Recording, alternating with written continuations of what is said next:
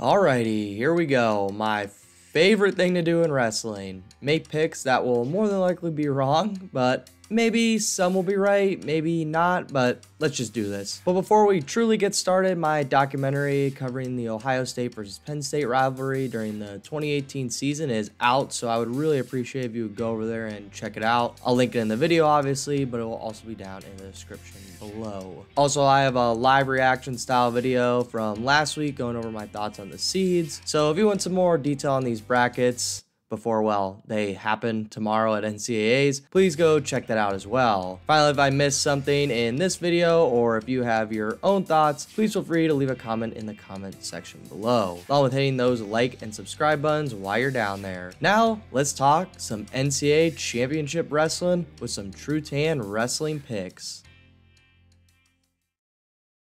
What weight class could we possibly start at besides 125, the craziest weight all year? With that said, I thought the seeds were pretty fine besides the second half of the Big Ten getting hurt in the seeds, even though they had very tough schedules, which honestly almost hurts some higher seeds in the long run because they'll run to those low landmine seeds early on, but at the end of the day, the best dude's All-American, so let's bury that discussion early into this video. 125 is super interesting to me because coming into this season, there was a lot of All-American talent entering into the field, with several different number ones throughout the season. Just for the NCAA tournament to have two true freshmen at the 1 and 2 seeds, along with the 3 seed being a non-All-American and young wrestler himself, which honestly is the most 125 thing ever. I swear, every year there's just new young up-and-comers. Either way, after filling out my bracket and trying to remove my biases from the conversation as much as possible, my national final came down to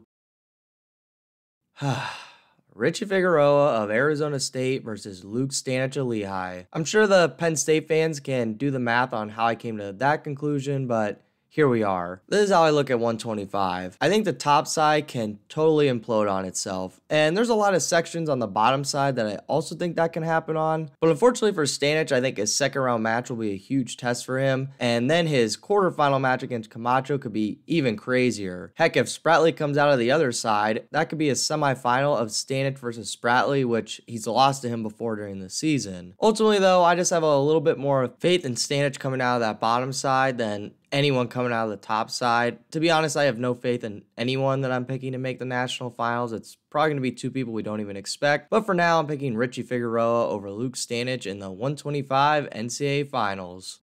Also, if Ramos makes it out of the top side, I'm totally picking him for my finals winner, but we'll just have to wait and see if that happens. 133, I think I'm staying pretty confident in the 1 and 2 seeds. I think Crookham versus Nasir Bailey is an interesting potential quarterfinal if Bailey can get around Penn State's Nagao. And Fix versus Bouzakis in the second round is maybe interesting, but I think Fix has the top side on lockdown. But he got shocked last year in the semifinals, so anything can really happen. Then ultimately, I'm sticking with my biases and picking Crookham to be a national champ this year. We could have seen this match very early into the season, but Fix was injured. And to be honest, if Fix would win a national title, I wouldn't be too bummed considering how many times he's come so close and just missed out on it. So if Fix or Crookham wins, I won't be that upset, but I'm going with Crookham on this one. I think 141 is going to be must-watch TV this weekend with a lot of wild matches from the very first round all the way to the finals. I just think it's a really fun weight, and it was a lot of fun to fill out the bracket if you're a little wild and like upsets. However, I really can't believe I'm saying this because I already picked one Penn State guy to not make the national finals, but I already picked one, so why not pick another one to get upset? And I'm going with Woods versus Mendez in the national finals, with Mendez giving Ohio State a national champion. You can all tell me how crazy I am in the comment section below, but I guess I just got a feeling. I don't know. I don't think it's crazy to pick Mendez to be a champ, but to pick Woods to come out of the bottom, maybe it is, so whatever. Also, I didn't mention this in my seed reaction video because, well, I missed it, but McNeil of North Carolina at the 6th seed here? What? I mean, yes, he's a returning high All-American, but based on his season, come on. He's lost to the 18 seed of Pitt Matthews twice, who outplaced him at ACCs as well. He's 1-1 with Crook from Virginia Tech too, who's the 20 seed. And ultimately, him being the 6 really helped Real Woods out to make the semis, because Real Woods already beat him at the Soldier Salute, so that's an easy quarterfinal for him. What I ultimately think they did was McNeil's CKLV and the wins he got there really helped him jump over guys like Happel of UNI and others. But if you're going to punish guys like Matthews for bad losses early in the season and not being a conference champ, then also punish McNeil. Like, no one would have been mad if Lemley of Michigan or Hardy of Nebraska was the 6th, but instead you put McNeil in there who took 3rd at ACCs.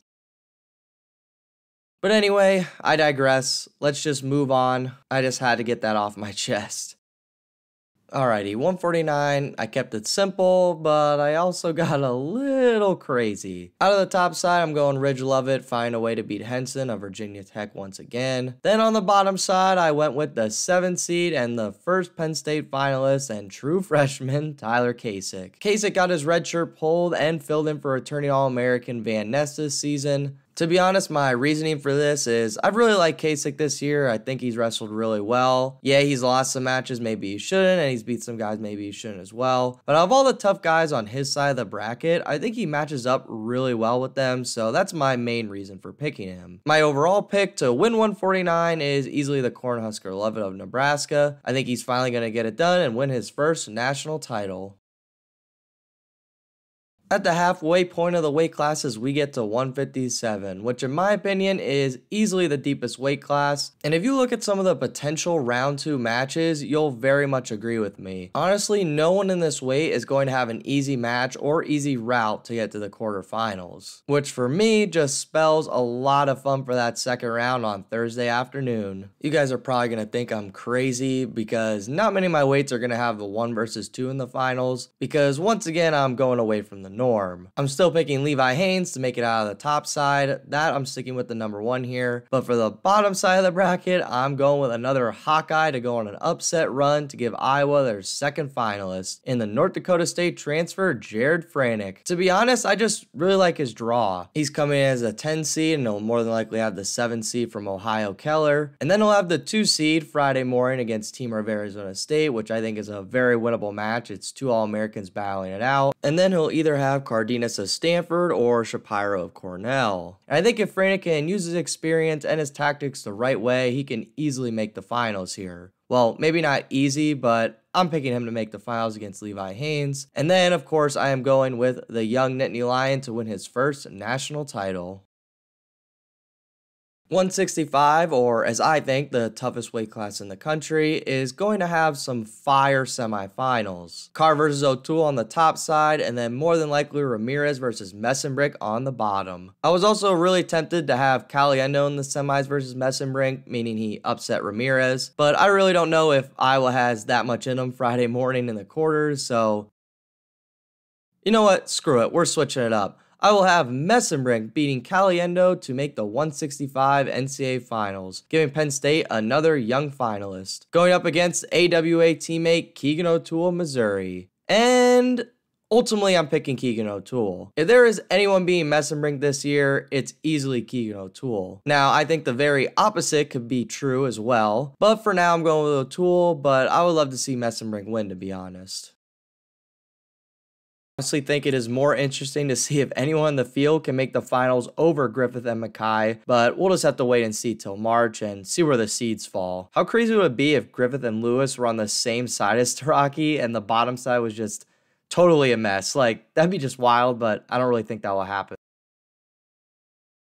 174, where the Matrix decided to get a cup of coffee, putting 3 national champs on the top side of the bracket with a 5 seed I still can't understand for the life of me. Man, oh man, I don't even know where to begin with this. To be honest, I'm just going to go with Penn State's word, which is that Carter Starocki is honestly healthy, and I'm picking him to win it all. If Starocki is injured though, I think him versus Mackay Lewis is a very interesting match on Friday morning, but I'm still going with Carter Starocki to win it all. Also, this bottom side of the bracket, I I have going so many different ways, but ultimately I think I'm just going to stick with the 2-seed DeVos of South Dakota State. I think if Mako from Missouri is fully back to form, he could make the semifinals, but even when he was at his best, DeVos always had his number. I think Edmund Ruth of Illinois making the finals would also be solid, but let's go with a Jackrabbit to make the national finals in Cade DeVos.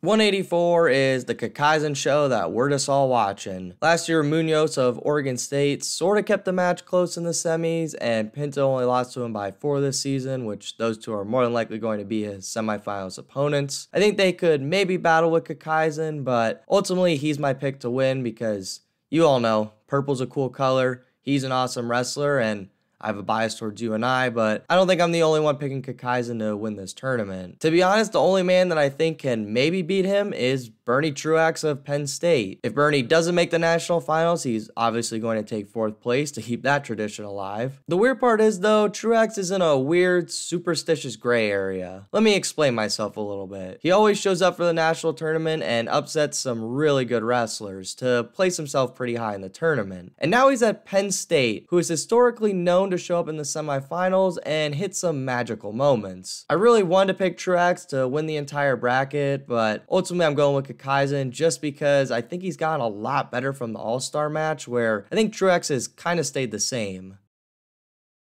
Alrighty everyone, 197 I might have got a little crazy and not exactly where you all think. So once again, if you think this pick's crazy, let me know in the comment section below. If you think it's in the realm of possibility, let me know in the comment section below. But alrighty, here we go. My national final, I have Michael Beard of Lehigh, aka beating Aaron Brooks in the semifinals, versus Trent Hidlay of NC State. Now, you all might have clicked off the video, but for those who are still here, I think Beard has an interesting advantage over some of the other competitors at 197. For starters, he probably trained with Aaron Brooks at Penn State during his time there before transferring to Lehigh. Brooks and Beard did not wrestle in the duel, which ultimately I think leans in the advantage of Beard if he gets any sort of advantage, because normally Aaron Brooks adjusts that second match against someone very, very well and really breaks the gap open. Ultimately though, I know I could keep explaining myself, and I know you could all keep thinking I'm crazy, so ultimately I'm picking Beard here, even though he could potentially lose to Cardenas in the quarterfinals, but that's my pick there on the top side. I think Trent Hidlay is really going to own the bottom side of the bracket. If anyone's going to test him, it's potentially Glazer in the quarterfinals, maybe Tanner Sloan of South Dakota State, or Jackson Smith of Maryland, but ultimately I'm picking Trent Hidlay to make it out of the bottom side and then be the 197 national champ. Now for the two people who stuck around after hearing my crazy 197 pick, I'll keep 285 pretty quick. I'm going with Greg Kirkfleet all the way here. I think Hendrickson of Air Force or Bastida of Iowa State is going to make it out of the bottom side. I think Hendrickson could make some adjustments to actually beat Bastida, but either way, I think Kirkfleet is just really a bad matchup for whoever comes out of that bottom side. With that said though, if Bastida won it all, I wouldn't even be that upset, and if Wyatt Hendrickson won it all, I mean, that would just be so cool to see Air Force get a national champ, but I digress. Well, if you enjoyed, hated, or for some reason you're still here after some of those wild picks, thank you all very much for staying around, and if you made it this long, you might as well hit those like and subscribe buttons and comment down below with your NCAA picks. I honestly love seeing people's reasonings or just seeing their picks for all 10 weight classes, so please feel free to leave them in the comment section below and I'd love to see them. I normally don't do picks a lot on this channel, but it was a lot of fun to dive into every bracket, pick every winner of every round, even the Conti round, and then ultimately pick my winner to share with all of you. Some of these weights I think are going to be absolute bananas from the first whistle of the tournament, so I hope you all enjoy watching. If I see you in Kansas City, be sure to say hello to good old TrueTan. But for now, I hope you all have a great night, enjoy D1s, and as always, take care everybody.